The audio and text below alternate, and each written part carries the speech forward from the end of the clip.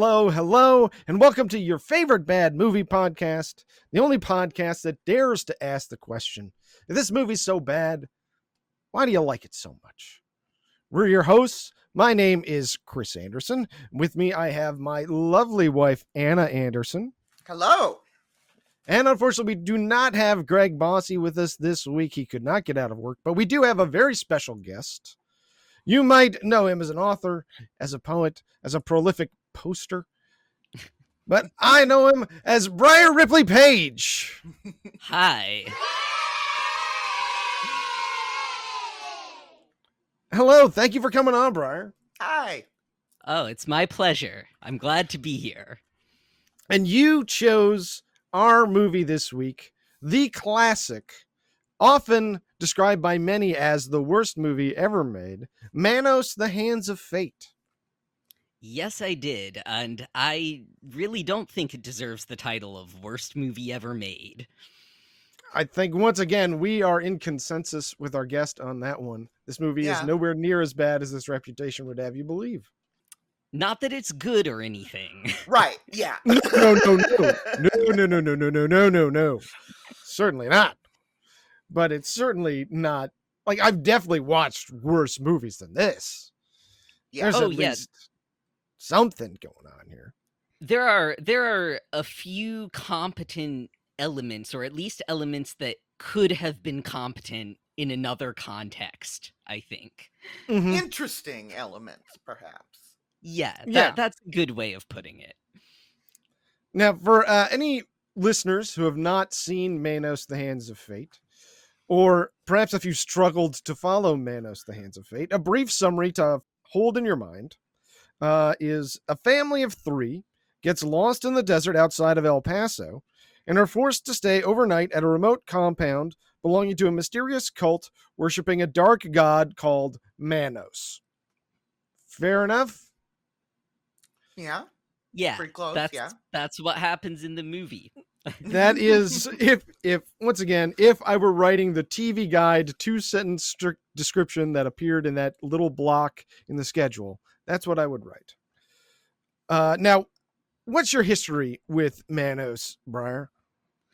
Well, the first time I saw this, or the first version of it I saw, was on Mystery Science Theater 3000, which was, so when I was about, I want to say like 14, maybe sometime in 2004, my local rental video place went out of business because it was 2004.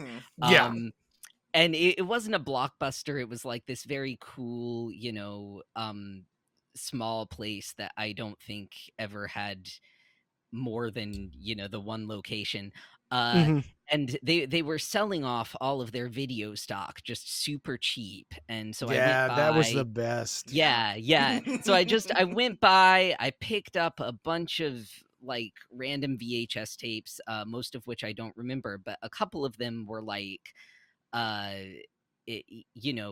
little collections of like Mystery Science Theater 3000 episodes. I want to say there was like 3 per tape. And again, it was 2004 and my parents had this VHS player, but I sort of inherited it and got to take it into my bedroom. So it had like a little screen attached so I could watch things as long as they were on VHS, right at a time when VHS tapes had suddenly become completely obsolete. Anyway, I watched these tapes a lot, but my favorite was the Manos, The Hands of Fate episode. They were all Joel era episodes, so that's sort of what I imprinted on personally. Yeah, I'm a Joel head myself. Yeah. And so I liked it a lot that way.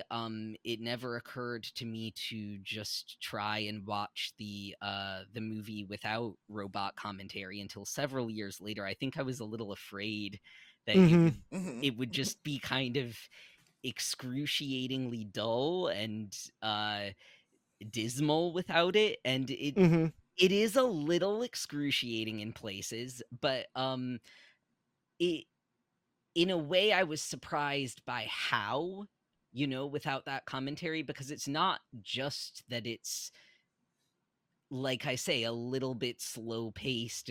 It's amazing how slow this hour-long movie can feel. Yeah. Not a lot happens in this movie. They really there are a lot of scenes of Torgo just carrying luggage from location to location. There's a lot of just footage of people idly standing. Yep.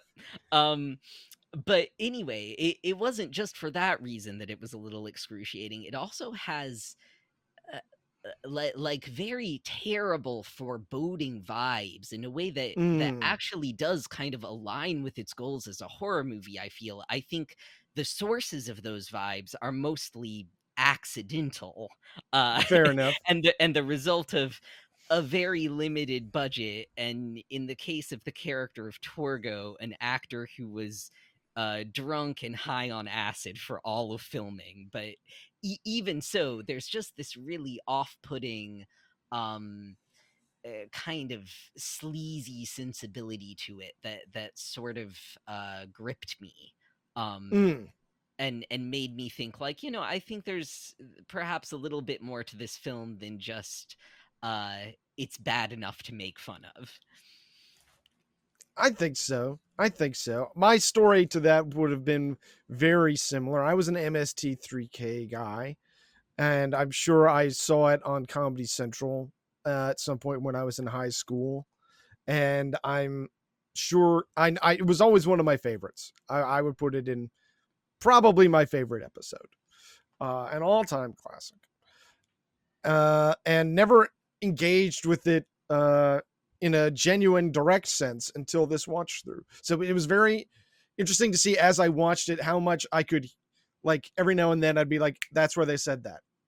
Oh, that's where Crow said this, so I it's a shame that I almost can't see it without that veil over it, What about you, Anna? What's your history with Manos? Well, I encountered it the same way.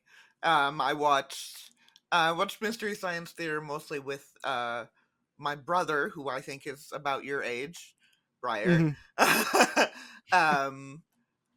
actually still have a bunch of just like burned DVDs of, because he had downloaded a bunch of episodes.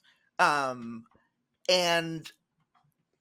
so I have seen it, but this is actually one that I haven't seen as many times as a lot of the ones I've seen. I can't. Yeah, I couldn't tell you why. I think maybe the Joel ones weren't as available at the time that I was watching them, or whatever. But yeah. So I've only seen it once, maybe twice. Well, with our personal history out of the way, it's probably time for me to do a transition. Do you know, guys, I'm really good at transitions. For right now, I'm transitioning Are you? to our context. So it was so smooth. This is why I'm the best in the biz. I don't know very much about transitioning, so you'll have to walk me through that sometime. Don't worry, I'm here to demonstrate. For instance, now I will transition to the context section by playing the context bumper.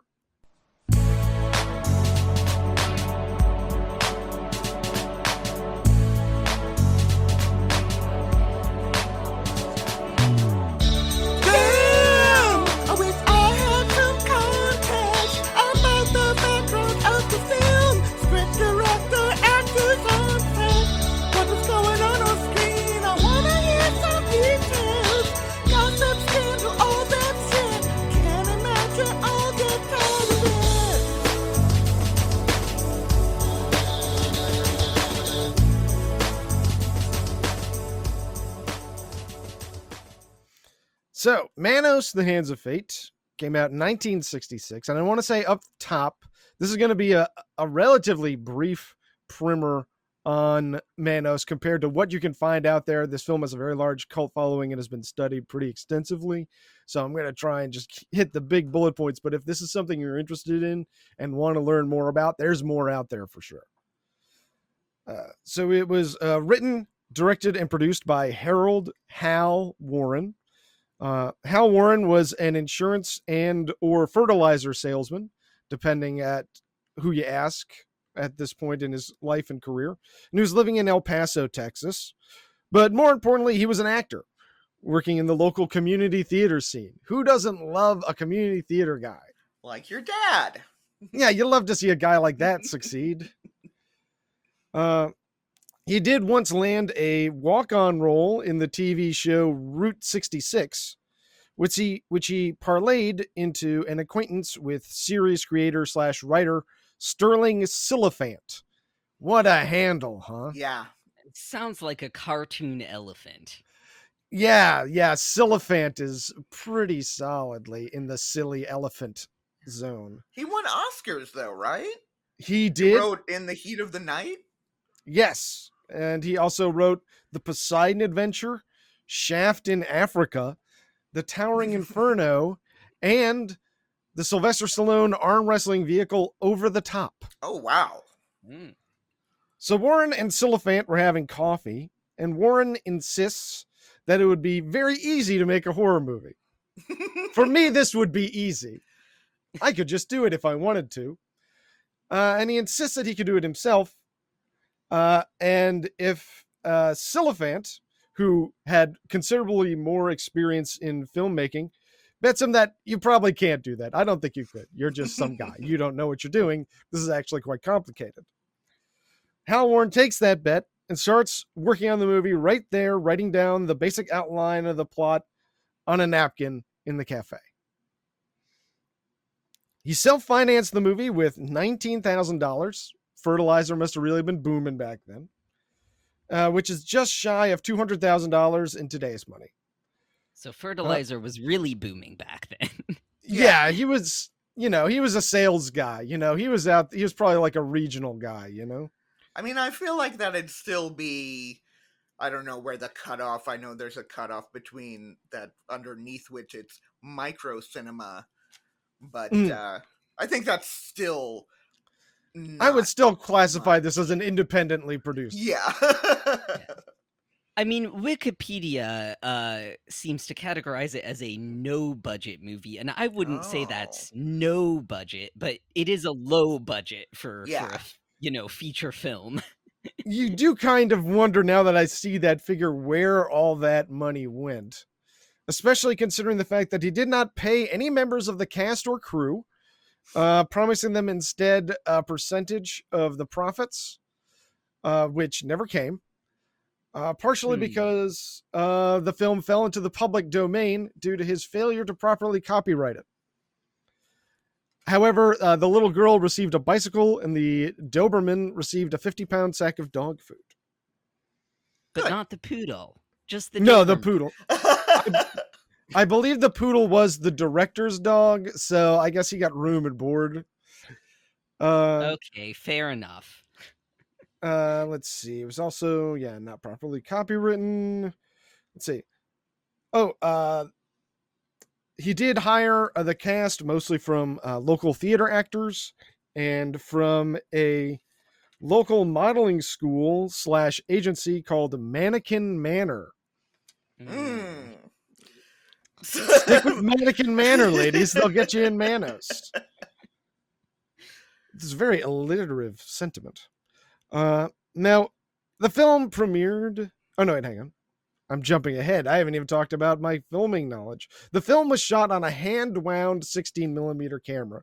So the kind of thing you'd have to crank, and then you'd hold the button, and it would sort of unspool to roll out the film. The kind of thing that my grandfather had as a home movie camera. So I'm surprised this is the kind of thing he had to rent. But apparently he did. But it also makes it mechanically impossible for it to shoot any take longer than 32 seconds. So that sort of limits you creatively, but not that much. It does explain some things about this movie, Yeah, I feel. it really does. I think, frankly, if he didn't have that, the takes would probably have been a lot longer. I feel like he would have just put the camera there and be like, It's true. Like, we've seen how slow-paced the movie is in its current form. I'm not sure... it doesn't need longer I want to takes. see how much slower it could have been. Yeah. And honestly, yeah, he was doing as little work as possible. I'm sure if he could just done it like one camera take for each scene, that's what he would have done. Let's see.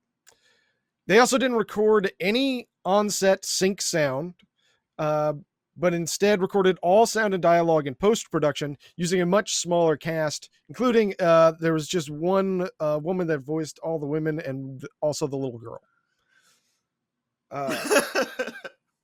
I mean, you can really tell. Yeah, that is sort of why all their performances seem very similar. I mean, not that they're written very differently, but still. The film premiered at the Capri Theater in El Paso on November 15th, 1966, with the profits from that screening going to a local cerebral palsy fund. So that's nice. Yeah. Warren hired a limousine to bring the cast to the premiere, but he only hired one. So he had to have everybody hang out on the other side of the block, and the limousine took turns bringing groups up to the theater. It's efficiency. Well, no, it's not efficiency. It's economy. Yes, that's a way to stretch a budget. That's thinking like an independent filmmaker. It was distributed by Emerson Film Enterprises to a few drive-ins in West Texas and New Mexico. Can only imagine the fun of seeing this at the drive-in.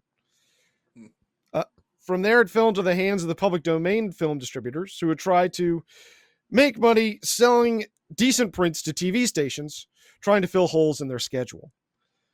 In 1992, Frank Conniff of Mystery Science Theater 3000 was looking for movies, and he found this in a package of public domain films from just such a distributor that had sent them on to Comedy Central.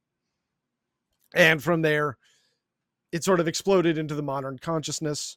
There have been 2 attempted either sequels or reboots that may have been partially completed or actually completed through, and I'm not going to watch those. That's fine. No. Just to put a thing in its place, other horror films of 1966. You've got Dracula, Prince of Darkness, starring Christopher Lee as Dracula. Ooh. You got Kill Baby Kill, Rasputin, the Mad Monk, John Frankenheimer's Seconds. Ooh, that one was great. Yeah, really solid. The Diabolical Dr. Z, and of course, one of only 2 films ever made in Esperanto, Incubus. Really? Cool. One of the only 2 films ever made in Esperanto is a horror movie. Yes, and it stars William Shatner. Oh, wow. I did not know that. I feel like, horror, fear is one of the things that unites us all. So I think that makes perfect sense. Is the other one a comedy? Because that's, to me, that would... Or a porno. One of those. Yeah. I was unable to retain the information of anything about that film that I saw. I apologize for that. But that comes to the end of my context, so it looks like it's time for me to once again transition to the next segment by playing the plot bumper.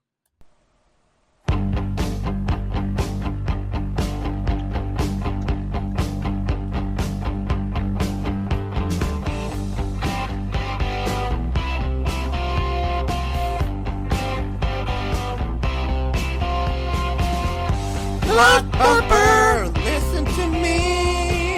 I'm gonna give you the plot summary. Come on, baby, here's the synopsis. Plot bumper, plot bumper.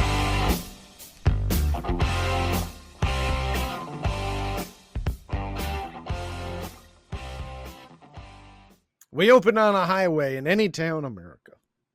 Middle-aged married couple. Well, in probably El Paso. It's El Paso. Middle-aged married couple, Mike and Maggie, along with their young daughter, Debbie, and black poodle, Peppy, are driving to the Valley Lodge for a much-needed vacation. Mike gets lost and is definitely not the type of guy to ask for directions. Not from the cops who pull up for a busted taillight, or the teens who make out by the side of the road. Mike is kind of a dick. That's my big impression of Mike. Yeah.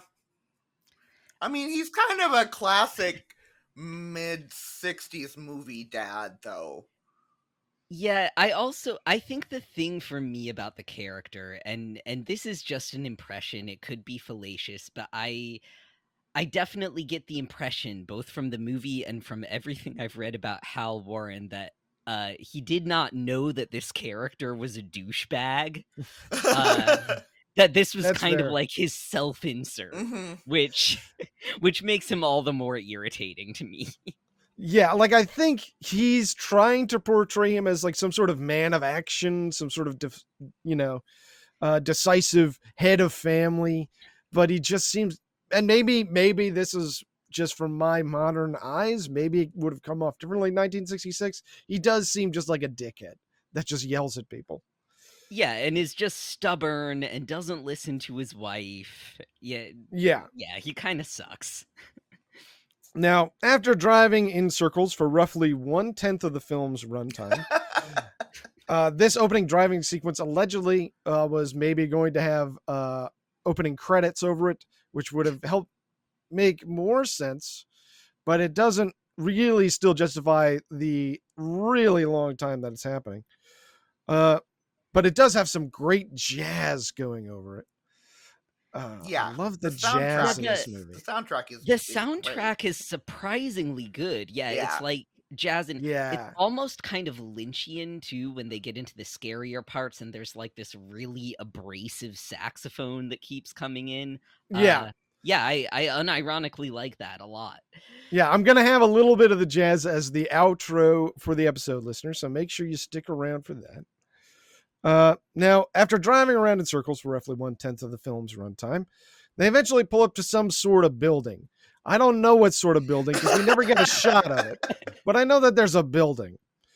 Standing It out, seems stucco. It looks like a yeah, classic but West Texas, New Mexico It's a stucco building. place. It's a Yeah, it's a place. yeah, location. yeah. There's some sort of thing there, some sort of thing, and it has a front door and a driveway. And standing outside is a man with giant swollen thighs, tattered clothes, and just incredibly bad vibes. His name is Torgo. He's the breakout character of the film in a lot of ways. Everybody Yeah. loves Torgo.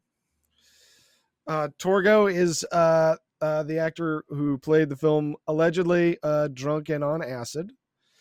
And I think you can pick that up in his performance. I think he gives the best performance of the film, regardless Oh of yeah. process.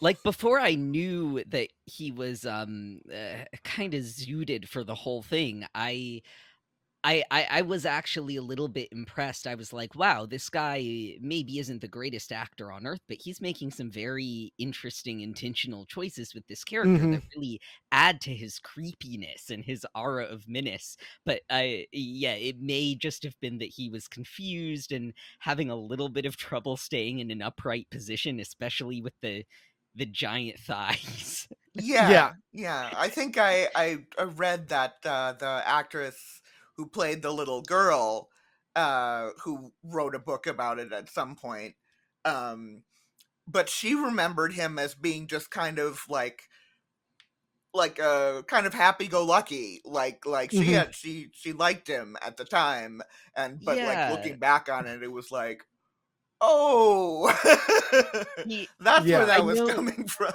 Yeah, I know the actor also, I think for reasons completely unrelated to this movie, committed suicide shortly before its premiere. So I think he was just kind of like a person who had a lot of stuff going on that unfortunately he wasn't able to resolve for himself. But he does leave a legacy of a great performance. Yeah, he sure does. I do think he sort of almost reminds me of Jack Nance in Twin Peaks, or even in Eraserhead. He gives a very Jack Nance performance. Oh, or in like Blue Velvet, like when he's like he's doing more the menacing thing. Yeah, that's a good call. Like it's I mean Jack Nance very squirrely. Jack Nance was also very drunk for a lot of those. But yeah. I'm sorry, this is just like my dumb trivia power is knowing which actors were drunks. Well, I would not be surprised. I should have written down his name, but the actor who played Torgo. Yeah, John I don't think his eyes focused at any point in any scene on anything. But It really looks great. He did a great job. I also love, and I didn't pick this up until I watched the actually really good looking, like, restored version of Manos for this podcast. Yeah. He has 2 sets of eyebrows. He has his normal eyebrows, and then he has a big old pair of secondary fake eyebrows glued on, like kind of at an angle to his regular sort of eyebrow. near his eyebrows. Yeah. Yeah, but piercing blue eyes, I gotta say. You could tell somewhere in there was a handsome man. Now, Torgo explains that he takes care of the place while the master is away. He talks a lot about the master, but he doesn't really say anything particularly specific. Just sort of, the master is everywhere. The master's dead. He likes your wife. Mike bullies everyone into accepting his idea that they all crash there until morning, because he's lost as hell and also wants to stop driving. Fair enough. Driving all day with a kid and a dog and you're lost. I'm done. We're going to sleep here, Torgo. I'm sorry. So he also bullies Torgo into bringing in their luggage, despite the fact that he is pretty clearly severely physically disabled.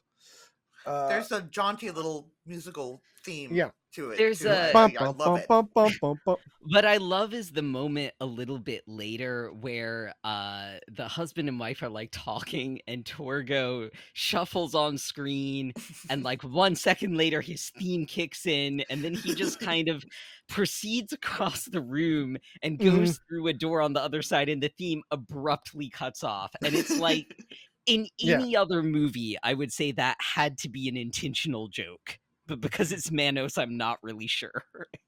Yeah, it operates almost like a Peter and the Wolf style theme, like a leitmotif. Like, oh, that character's here. Except Torgo's the only character that gets one. And it's a great little dude. Preston Spurlock, our guest on episode 4, If Footmen Tire You, What Will Horses Do? Produced a rap song that I appeared on that sampled Torgo's theme. I got to ask him if he's got a copy of that somewhere. It was about erectile dysfunction. So Mike and Maggie get too distracted to follow Torgo back to their room when they hear an eerie howling coming from outside. Mike runs out to the car and grabs a flashlight and revolver from his glove compartment, but he is unfortunately followed outside by Peppy the dog, who is promptly killed by something. All right. Peppy's dead. Yeah, too bad. Maggie and Debbie are both very upset that the dog is dead, and Mike is annoyed that they're upset, so everyone decides to leave.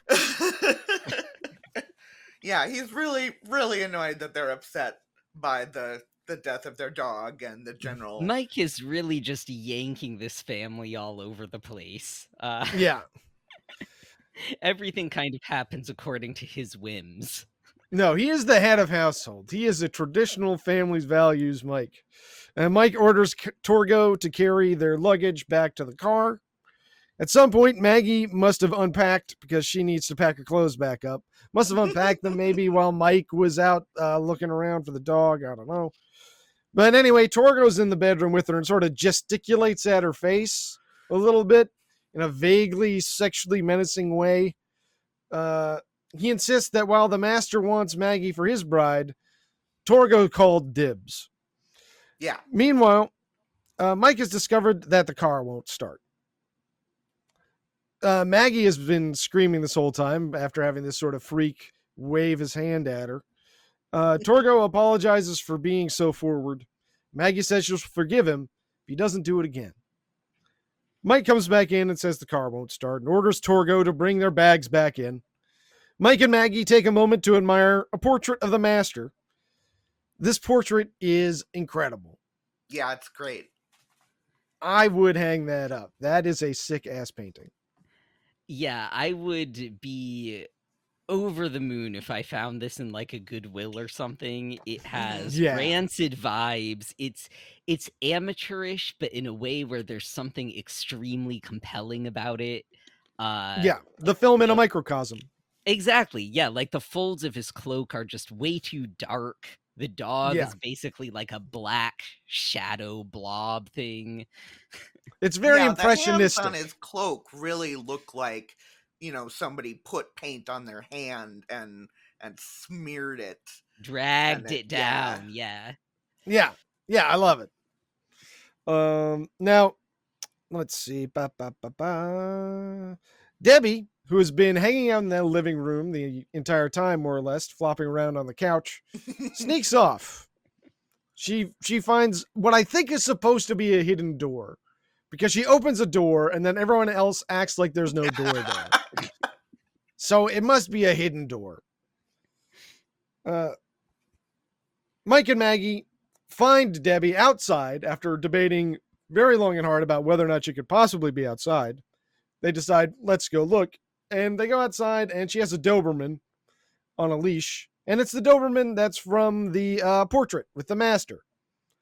I mean, I do think that's a generous interpretation given the clarity of the Doberman in the portrait. But I mean, that's sure. fair. Yeah, it could have been some other dog, but I feel like this is the master's dog. I can understand why Mike wouldn't put it together, but we, the audience, know. Oh, that's the master's Doberman. Yeah.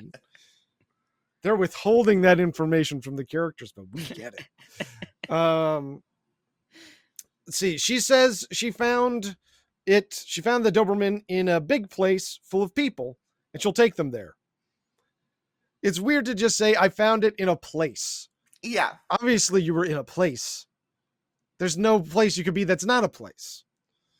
Now, we never see this place as a whole, but we get the vibes that it's sort of a temple to Manos. It's not even very clear whether or not it's inside or outside.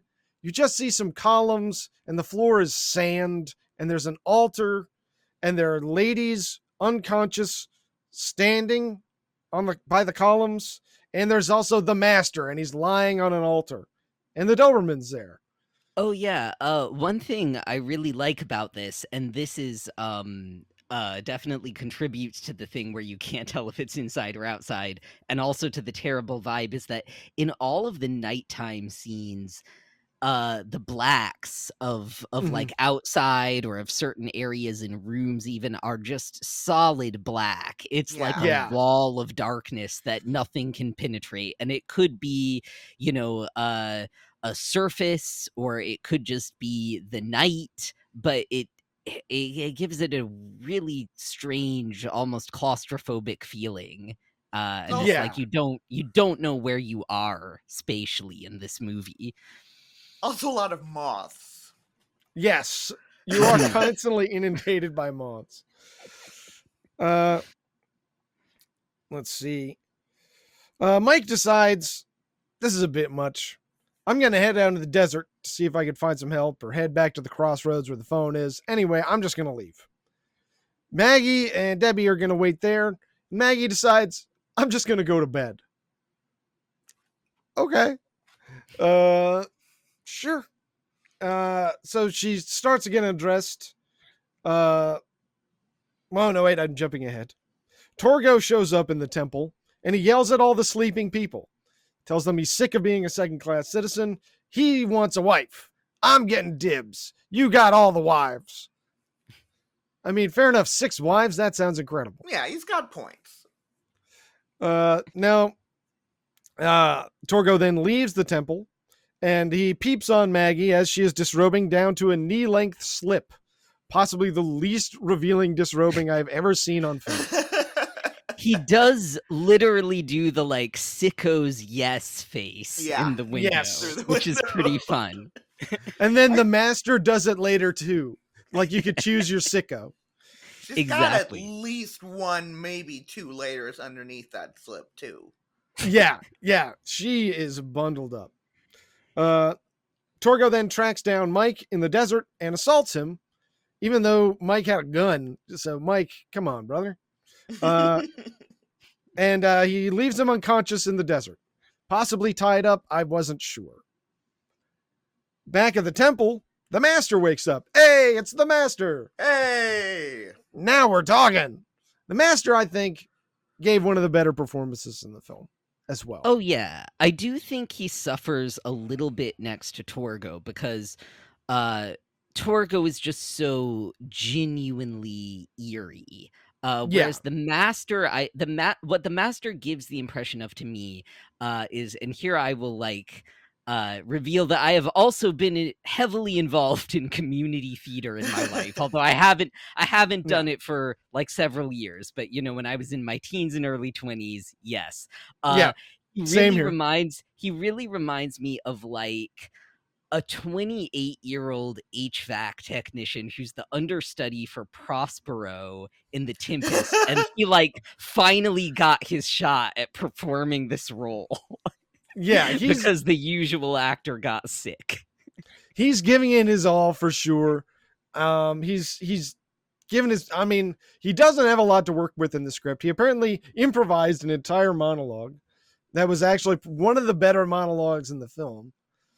I think he did not embarrass himself. Yeah, no, he's got a great mustache, and he's got a really solid, fantastic costume. Which apparently his performance made his costume.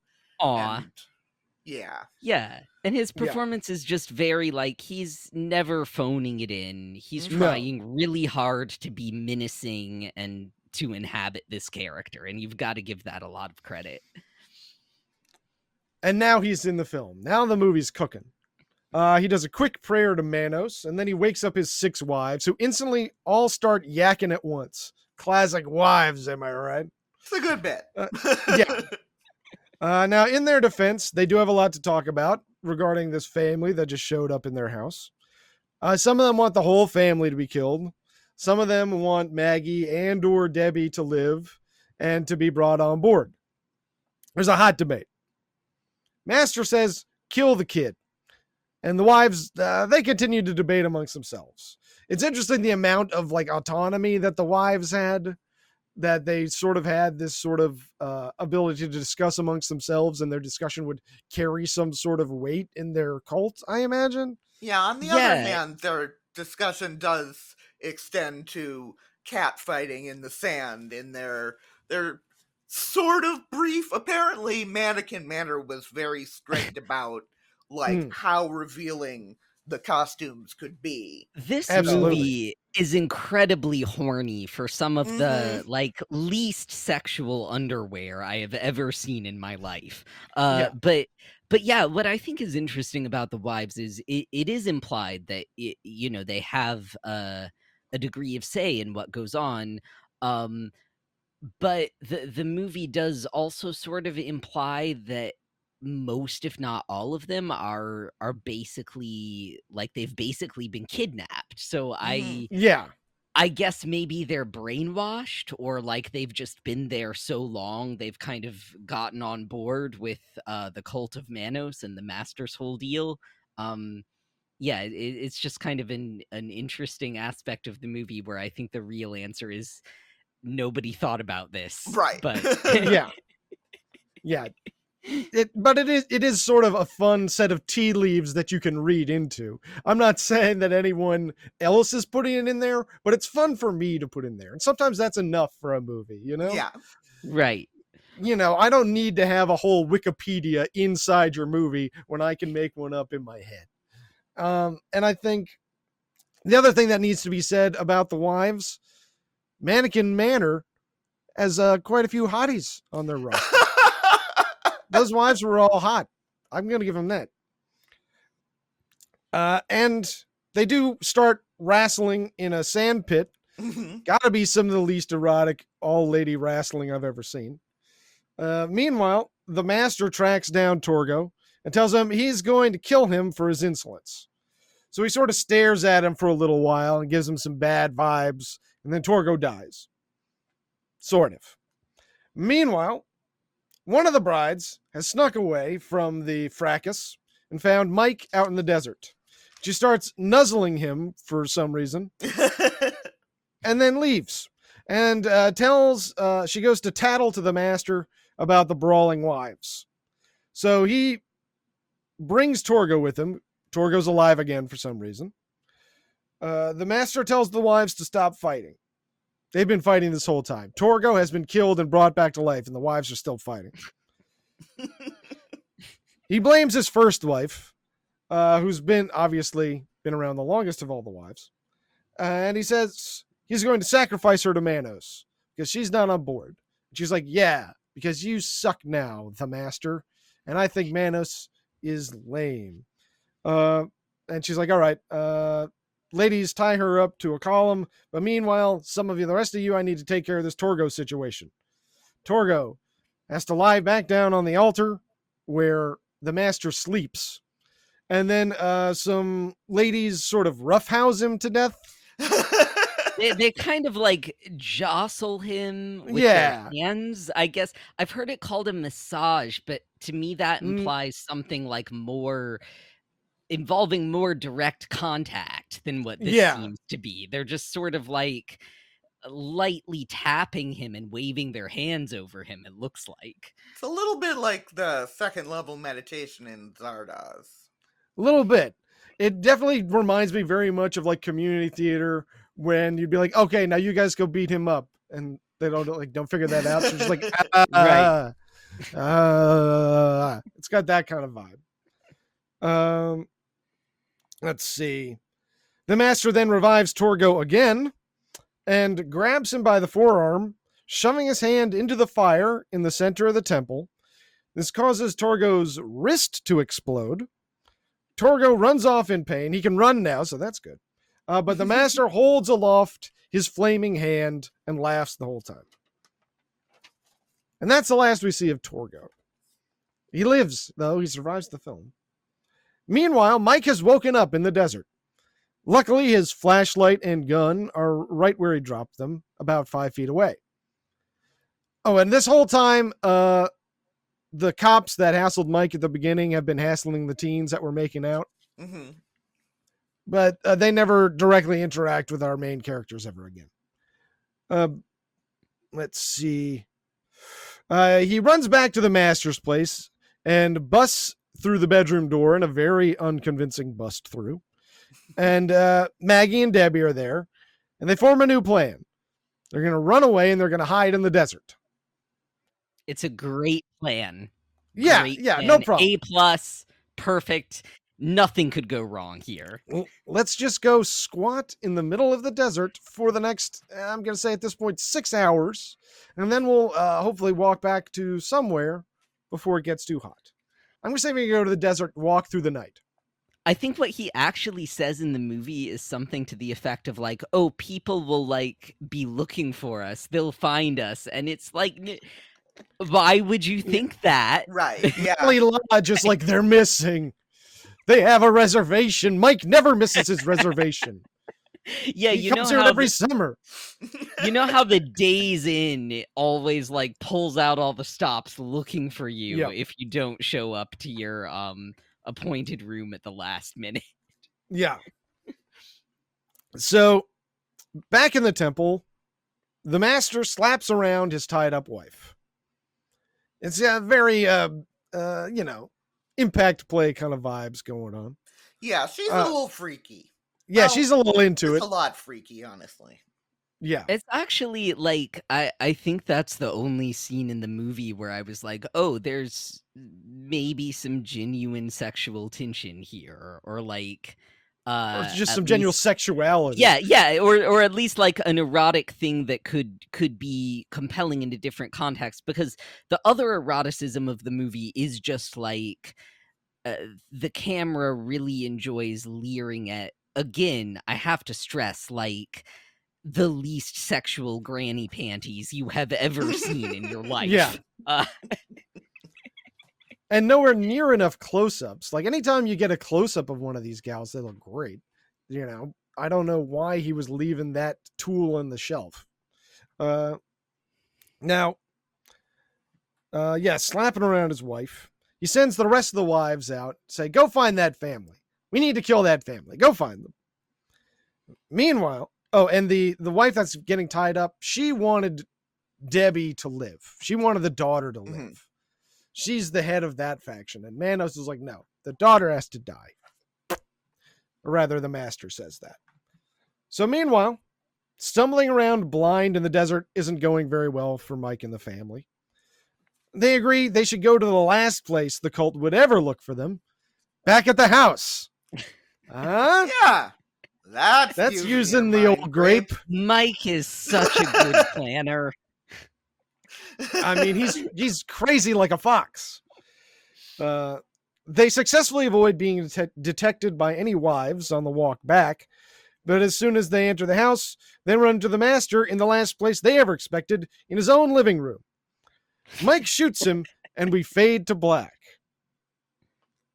Epilogue. The master didn't die. He's fine.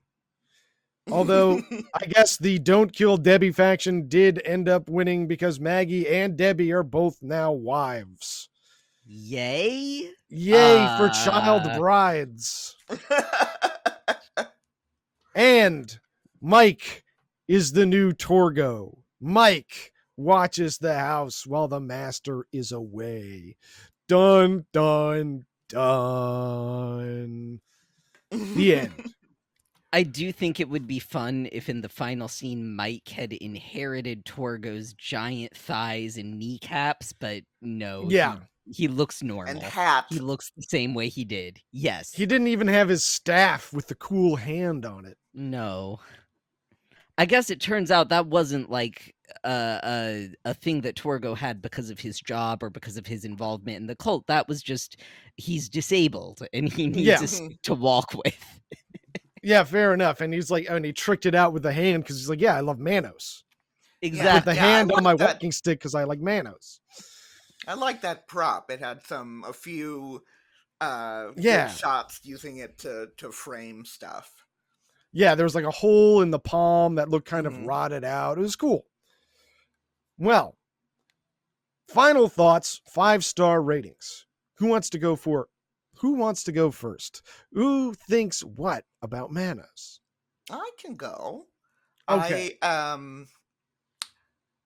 It's really cool that somebody found, an original, what was it, a 16 millimeter work print in 2011. So because this restored version it's really gorgeous, honestly. Yeah. And I don't know, the kind of the vividness of the colors, it's got some really great reds and some great blues.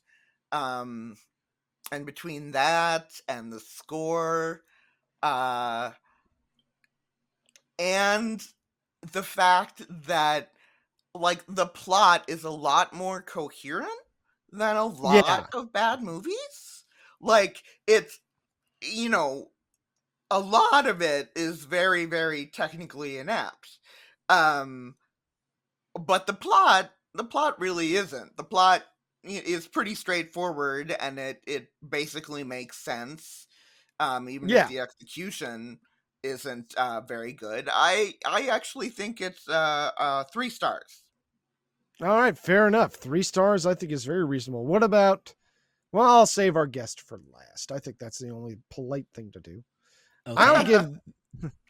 I'll give this film, I think I'm also going to give it a solid 3. I don't think that it is necessarily fun to watch. I don't think that it is anywhere near as bad as the worst film in the world. I think there are lots of great things to recommend it. I think that the biggest problem is, of course, there's a lot of time where nothing is happening. You could have cut this down to 40 minutes and it would have been like, oh, okay, that's like a movie. That's like a very short movie. It's not very good, but it's a movie. And now there is just like a lot of stuff that feels like it's in there by accident or to stretch it out for length. It feels like a lot of the takes that are cut in are like the entire take from as soon as he started rolling. Do you know what I mean? Because you see actors sort of ramp up for their lines. So, but you know what they say? You might say that he can't make movies, but you can't say that he didn't make a movie. So I'm going to give this one a solid 3 stars. How about you, Briar? I really agree with everything both of you said. Especially like, yeah, everything Anna said. The restored version just looks surprisingly good. I mean, yeah, you have deeper colors, but that those walls of black I described earlier are intact, and it you can almost convince yourself that it was done in this way on purpose, that this is like a stylistic choice, almost like an expressionistic choice, and it's just really neat.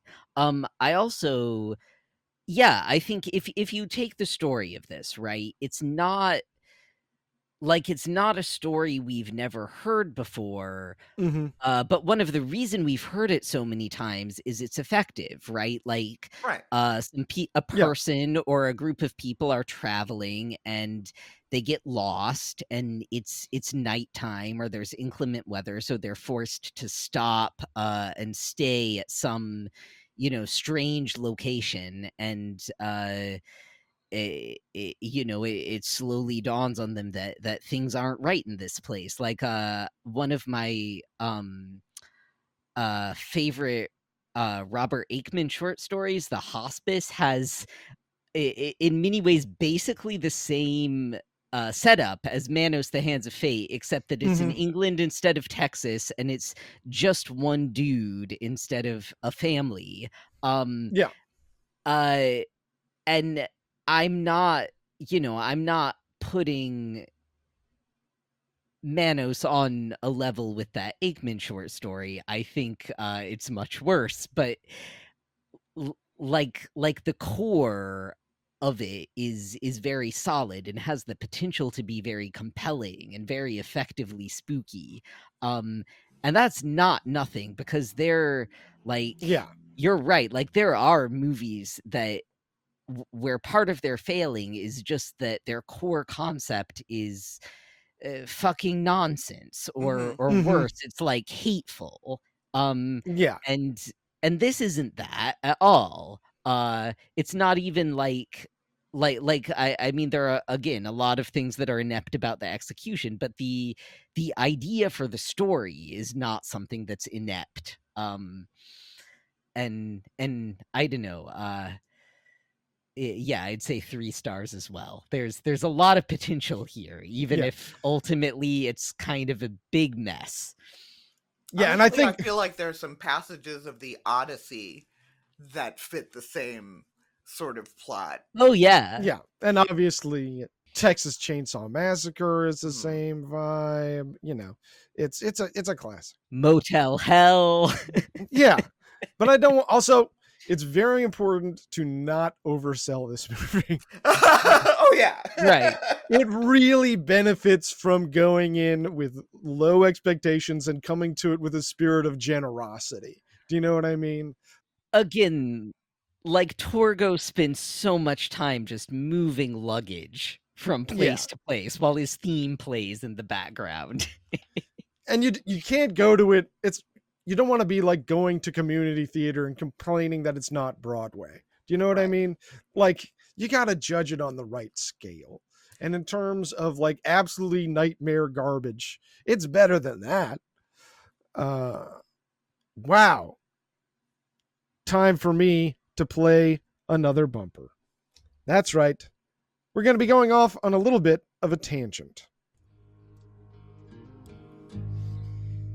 Sure, the movie's the main event, but that's not the case with this segment. No need to be sad or lament, 'cause we're going on a tangent. Yeah, that's the name of this segment. Going on a tangent.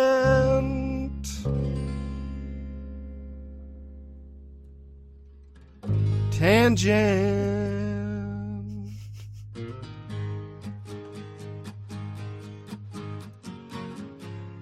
All right. It was bound to come up sooner or later on the podcast. So I think we have to talk about Mystery Science Theater 3000. If you're not familiar with Mystery Science Theater 3000, I don't know why you would be listening to this show. But the big picture is that it is a TV show where they would make fun of bad movies. It started off on a local TV station in Minneapolis before moving on to the Comedy Channel, which became Comedy Central, where it was a tentpole for most of the 90s. It's been rebooted several times with mixed results.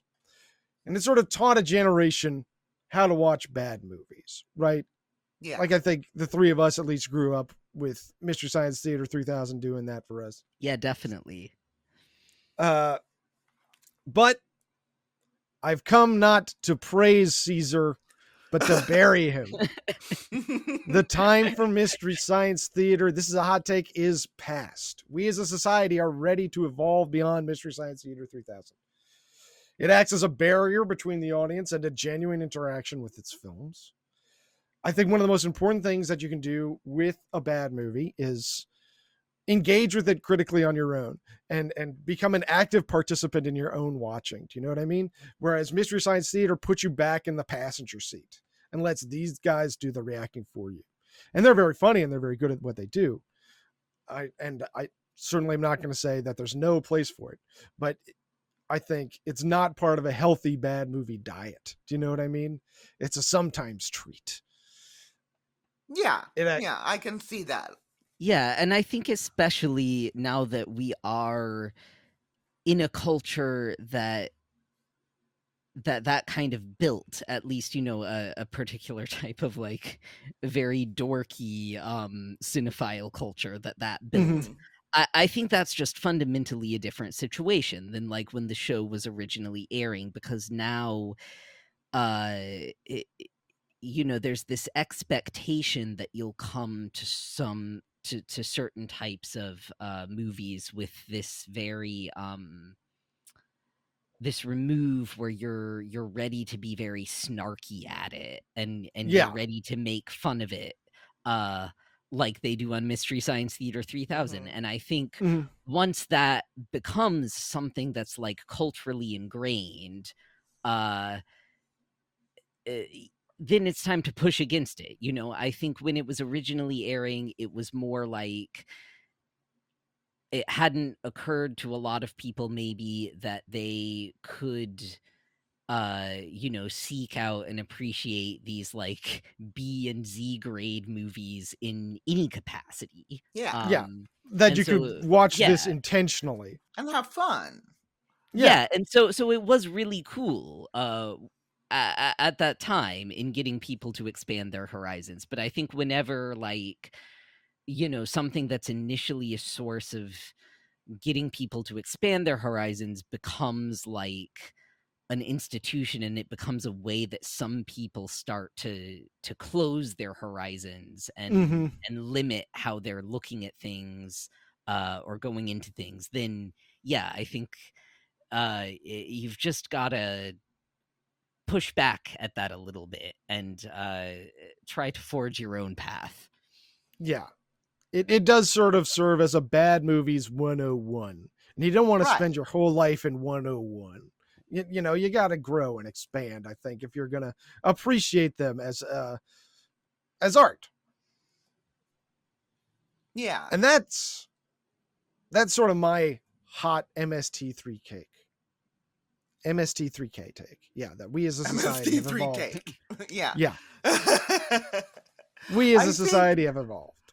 Gosh, it's definitely already like 12, 13 plus year old episode of television, but I there was an episode of Community kind of about this, I feel like, where they were watching Kick Puncher? Troy and Abed. Yeah, Kick Puncher. And Chevy Chase's character like gets somebody to write him reaction jokes. Yeah. Because he doesn't understand that, that you don't have to keep riffing. You can tell jokes to the friends who you're in the room with, and that's fine. Or and part of the fun is having together. Yeah. And part of the fun is having like a genuine interaction with the other people that you are with, and not, once again, becoming a passive participant, that this is an active way of engaging with art. Yeah. I mean, it is true though, that Manos, no one would have ever looked for Absolutely. or restored it.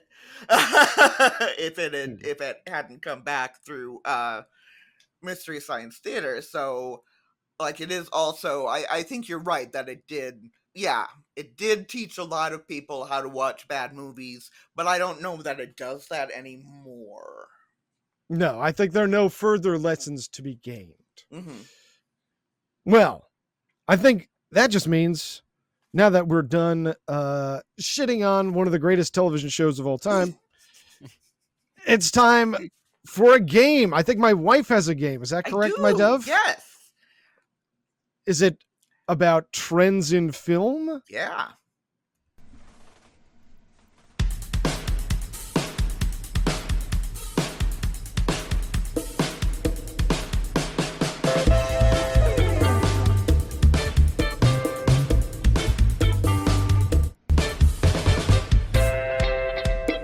Trends in film, they do happen. Trends in film. Trends in film, that's a segment. Trends in film.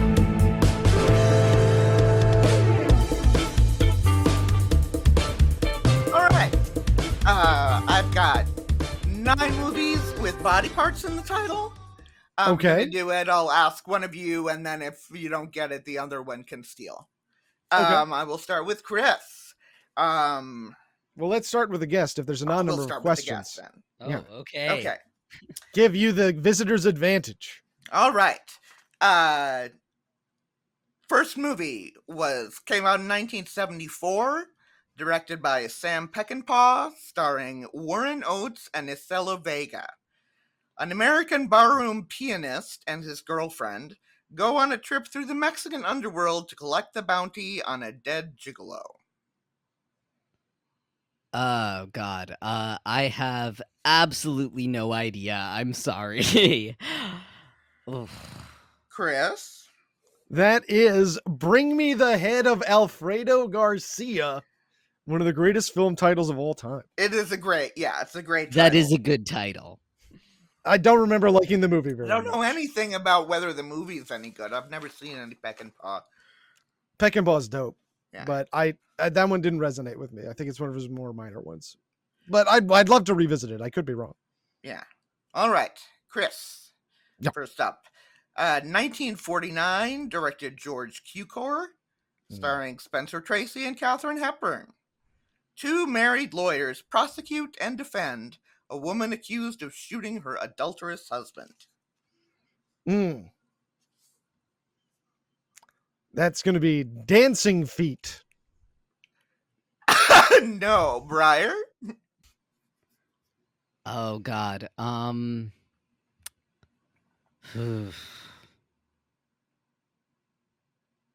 Yeah, no, I don't know. I'm blanking. The only Hepburn movie I can currently remember for some reason is Bringing Up Baby. That is not a body part. No, it's Adam's Rib. Oh. It's a great movie. All right, Briar.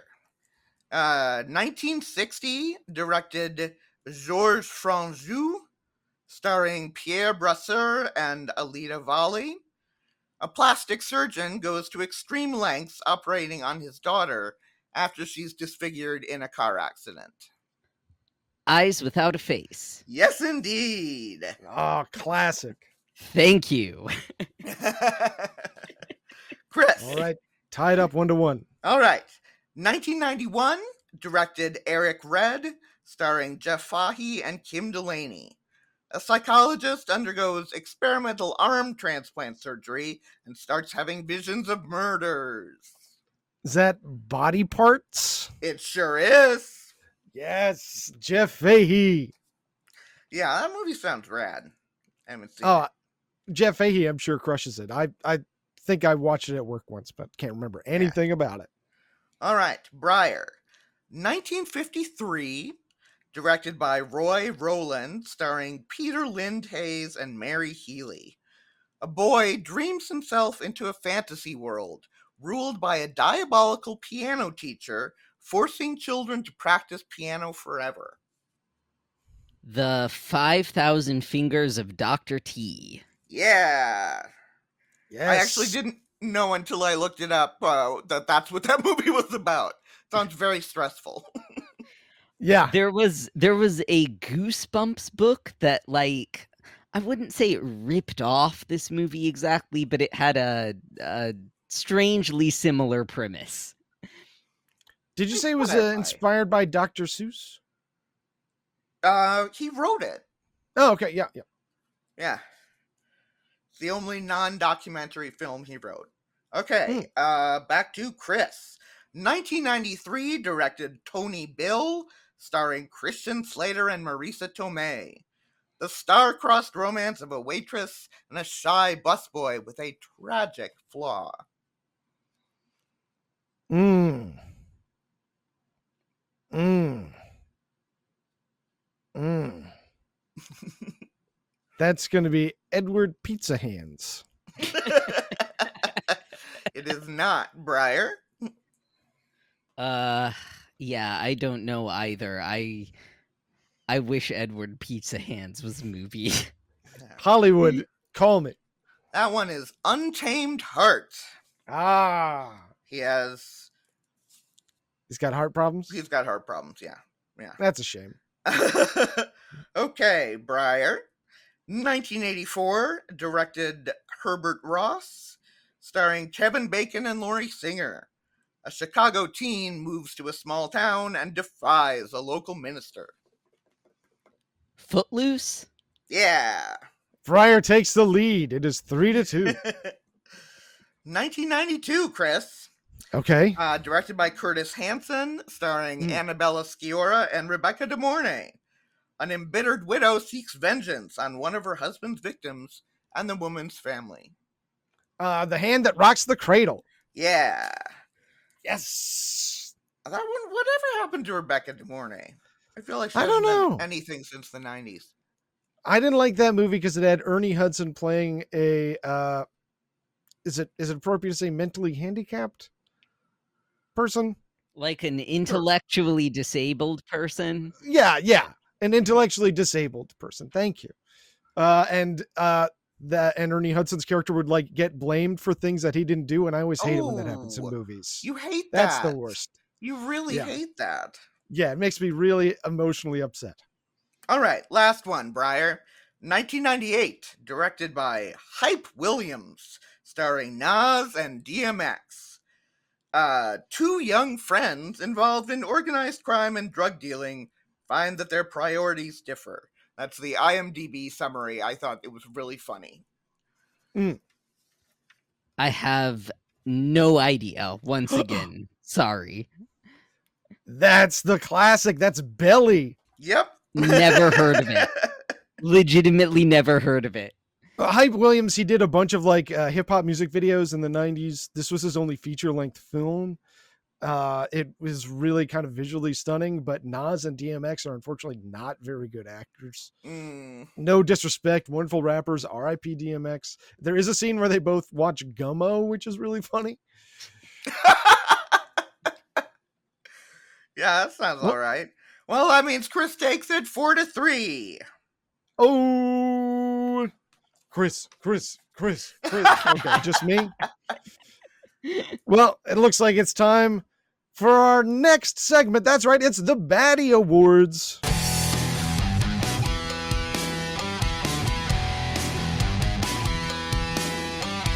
Now you're messing with the Baddie Awards. Now you're messing with the Baddie Awards. Now you're messing with the Baddie Awards. Now you're messing with the Baddie Awards.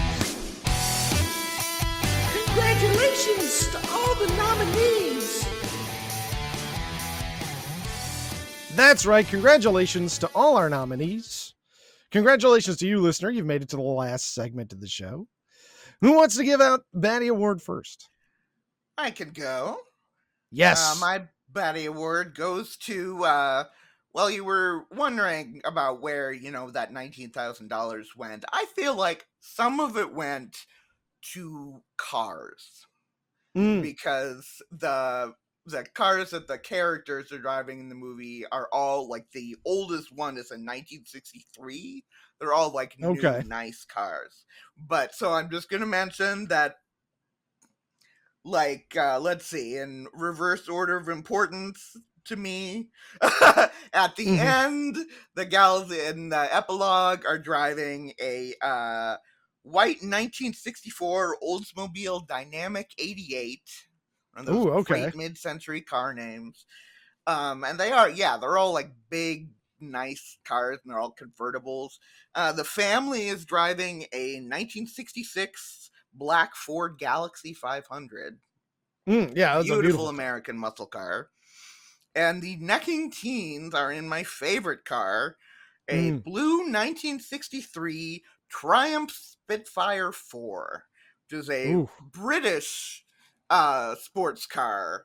Yeah, just a really cool looking little bitty zippy car. I love it. Some you can go tearing down the highway in one of those. Yeah. So your baddie award is for the cars. Yeah. Fantastic. Briar, do you have a baddie award? Yeah, I would just like to give an award to Torgo's eyebrow styling. Okay. It's it ends up looking surprisingly intentional, and I'm not sure what that intent was exactly, but it's striking and impressive. I also just incidentally, it's so weird that the convention is for everyone who talks about this movie, including me. I've probably done it on this podcast, to refer to the couple in the car as the necking teens, because there's not really any indication in the script that they're like high school age, and the actors are clearly about 30. So like the necking young adults, maybe. I think he's apparently wearing a wedding ring in at least one of his scenes. So, oh man. Well, the necking cheaters. It's heightened reality. It's like Luke Perry playing a high schooler in 90210. It's fine. I bought it. I have two baddie awards. I could not choose. One is best piece of costume that I would fuck with for real, and that is the Master's cloak. You get that in a nice jersey knit. I would wear that around the house all winter long, happy as a clam. Yeah. Such great color blocking, great silhouette. I love the way that when he stuck his arms out, you could see the hands. It gave him some business. It's just a fantastic piece of costume. I like he had to, but then he folds it to activate his powers. Yeah, but then it's so neat when he folds his arms in though, and they're by his sides. It just resolves into like it's almost like the priest clothes. You know, it's like he's got this sort of black cassock with this really striking like red line. This bright red V coming down the neck. Yeah, the V is the secret sauce, I think. If it was just the hands, it'd be too gimmicky. The V is what makes it graphic. I think that really is what takes it over the top. My other baddie award that I could not leave out, just to praise MST3K. This episode of MST3K gave me my favorite line from MST3K in all history, which is, of course, every frame of this movie looks like someone's last known photograph. Which is also eerily true, since almost everyone in this film never appeared in anything else. A couple of them appeared in those unofficial Manos sequels, but I'm going to say those kind of don't count. Right.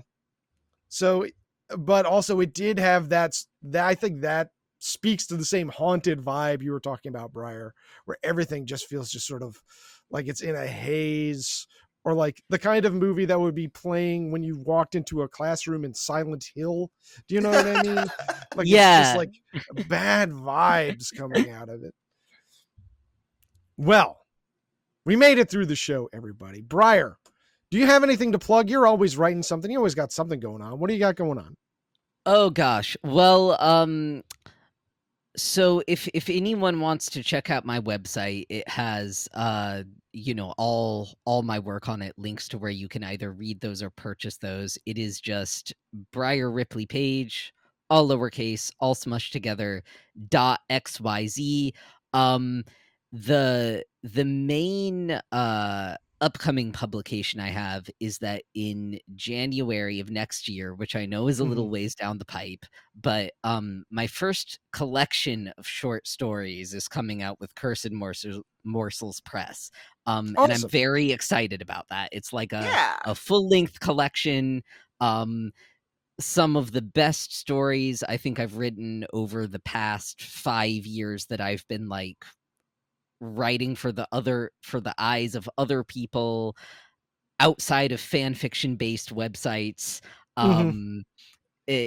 Yeah, I would love it if people checked that out, if they have any interest in sort of strange stories with heavy queer and horror elements. Briar's very good. You Thank can't you. ask for a better endorsement when it comes to the written word than that of my wife. Aw. Well, I'm just going to plug our next episode coming up next week. We have another entry into a lot of people's choices into worst movie of all time. We'll be talking about Troll 2 with Kate Belloc. Very excited to have her on board. Also, if you want to reach out to us directly, suggest a movie you want to see, pitch us coming on your show, just say hello. You can reach out to us at favoritebadmoviepod@gmail.com. You can also find us our Instagram and our Blue Sky and our YouTube, all in the link tree, which I'm going to put in the show notes.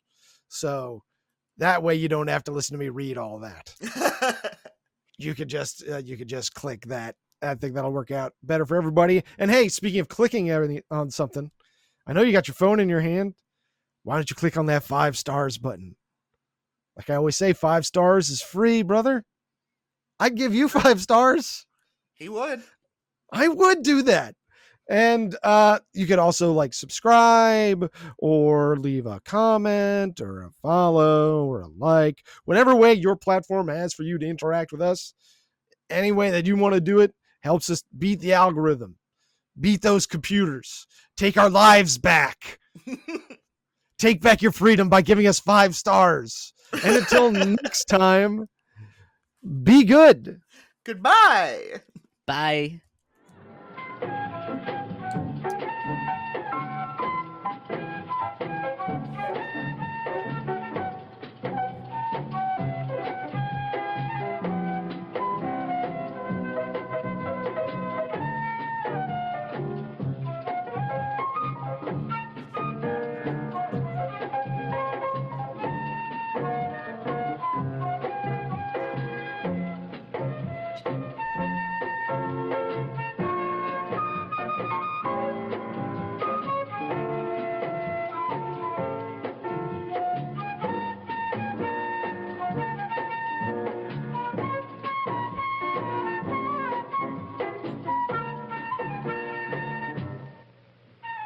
We're almost there, honey. Just a little while longer and your vacation starts. I'm getting home, Mother, and hungry.